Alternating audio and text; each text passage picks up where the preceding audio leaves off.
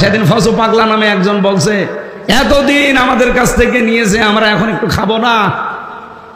আরে শয়তান, এটা একটা মাসলুম সংগঠন বিএনপি, একে ডোবানোর জন্য এই ফজু পাগলার আবিষ্কার। আমার মনে হয় এই ফজু নামে এই লোকটাকে পাবনায় পাঠানো দরকার। ওর বাড়ি হচ্ছে কিশোরগঞ্জ, পাবনায় পাঠিয়ে বড় ইনজেকশন এসে। সেদিন আমি পাবনায় গিয়েছিলাম, যে দেখি পাগল সব প্রায় চলে গেছে।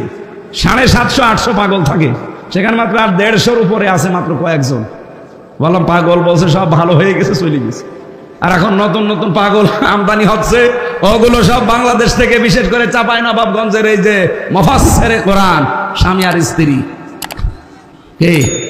এই দুইজনকেও পাঠানো দরকার কিছুদিনের জন্য পাবনায়, যে থান এখানে থাকেন আর ইনজেকশন দিয়ে দেই।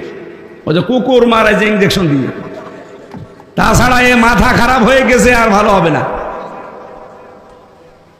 আমি আর নিচে নামলাম না, আপনারা উল্টাপাল্টা ধারণা করবেন না। আমি বিএনপির বিরুদ্ধে না, সত্যি কথা বলছি। আমি শহীদ জিয়াউর রহমানের নামে মন থেকে দোয়া করি, তারেক জিয়া সাহেবের জন্য আমি মন থেকে দোয়া করি। কিন্তু এই মাজলুম দলটা ভারতের চাইলে, ভারতের গলক ধাঁধায় পড়ে এই দলটাকে অনেকে ডোবানোর জন্য চেষ্টায় আছে। তার ভেতরে যাদের নাম বলছি এরা, এদের কোনো কাজ নেই, কোনো কাম নেই।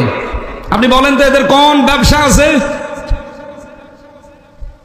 বাংলাদেশে কেউ যদি রাজনীতি করতে চান, তারা আলাদা কর্মজীবন থাকা লাগবে। আর রাজনীতি যদি আপনার কর্মজীবন হয়, আপনি তো দুর্নীতি করবেন 1 আর 2। কি কথা বলেন না কেন? আল্লাহ আমাদের সামনে জাতিকে যেন বাঁচান, বলেন আমিন। সূরা ফাতাহ, ফাতাহ মানে বিজয়, ফাতাহ মানে কি? সামনে বিজয়ের সম্ভাবনা দেখা যাচ্ছে, এই জন্য এই আয়াতগুলো পড়েছি আমরা।